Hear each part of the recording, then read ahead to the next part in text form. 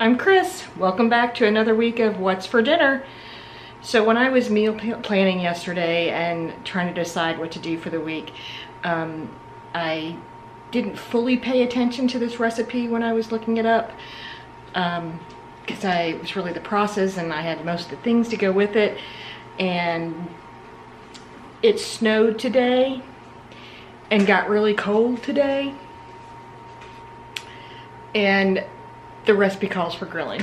So my loving husband is grilling tonight for What's for Dinner. I know Karina's husband at Life's Little Things, I've seen him grilling in the snow and cold.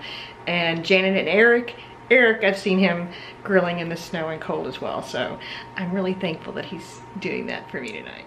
So here's tonight's dinner that Kevin so lovingly cooked in the cold and snow. I'm not entirely sure the name of this. I think it was called pork Florentine. I pretty much followed the recipe, but not totally. So what you've got is a pork chop underneath here that's been grilled. And I have to say, this was one of those easy recipes. You basically take olive oil, add fresh sage, fresh rosemary, and fresh oregano. And then very thinly sliced garlic. And when the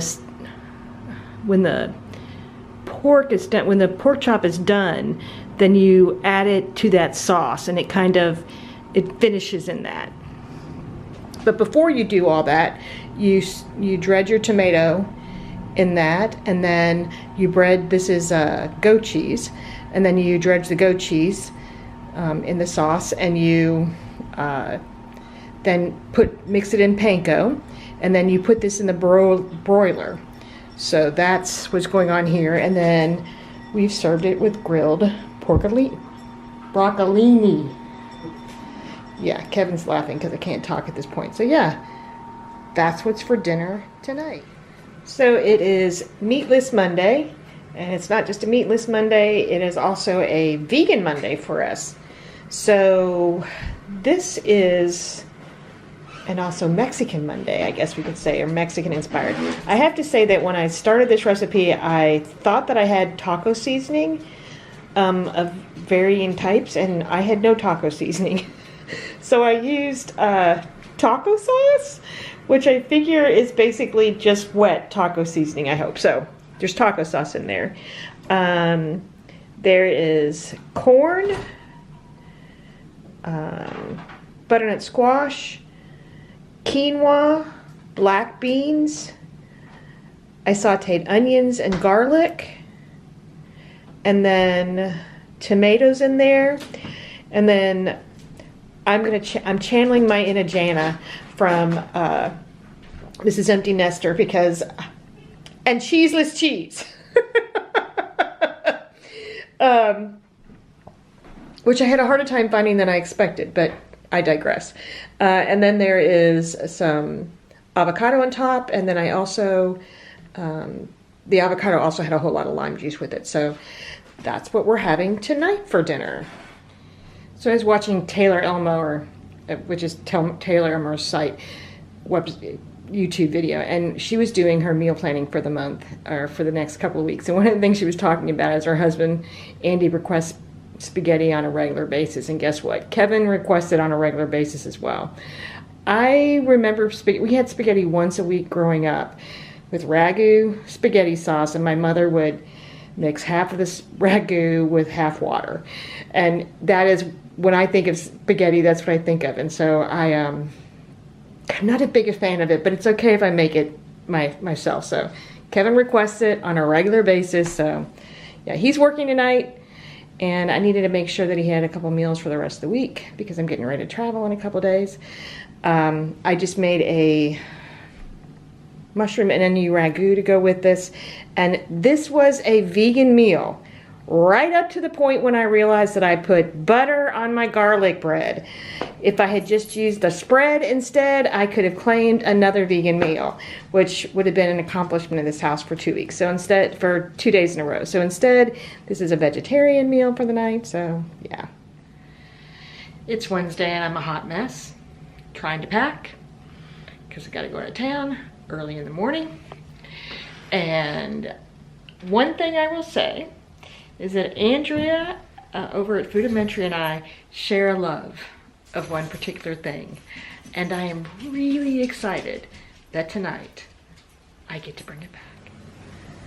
That's right, Imperizelli's is open again.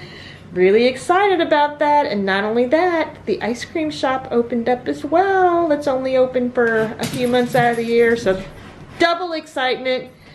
So yes, they finally finished the remodel, and so we got Imperizelli's tonight. And it looks like we got a bacon mushroom pizza and then some garlic sauce on the side. Yippee!